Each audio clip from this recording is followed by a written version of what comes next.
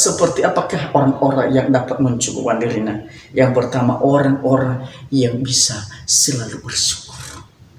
Dalam 1 Tesalonika 5 ayat 18 berkata, mengucap syukurlah dalam segala hal.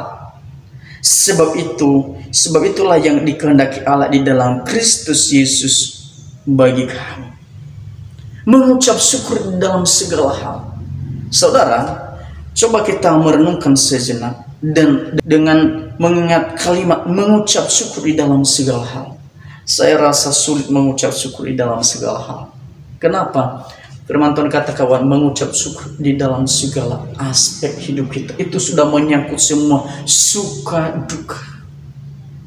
Nada pujian berkata, suka duka ku jalani bersama Yesus.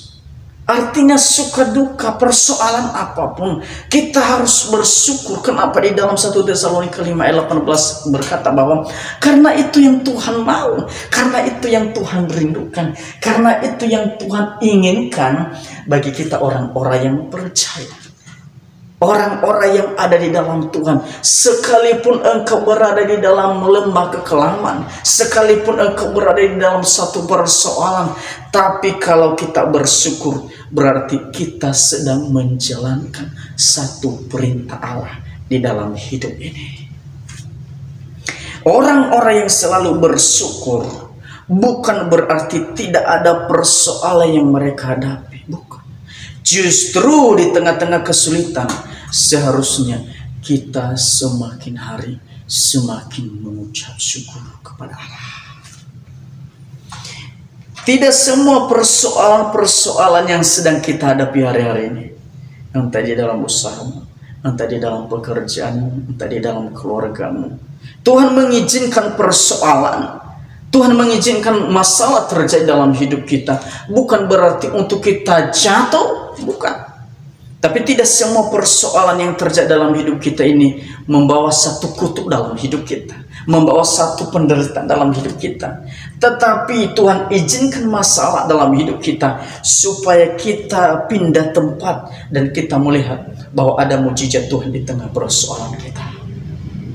Tidak ada mujizat Tuhan tanpa ada persoalan. Dan di saat kita ada masalah, di saat kita ada persoalan, disitulah Allah akan menyatakan mujizatnya bagi kita orang-orang yang mampu bisa mengucap syukur di dalam segala keadaan.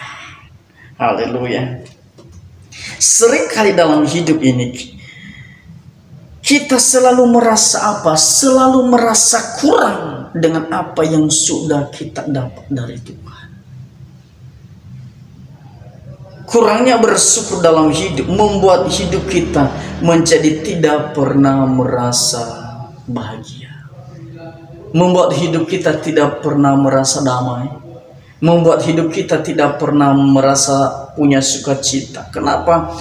Karena kurangnya bersyukur.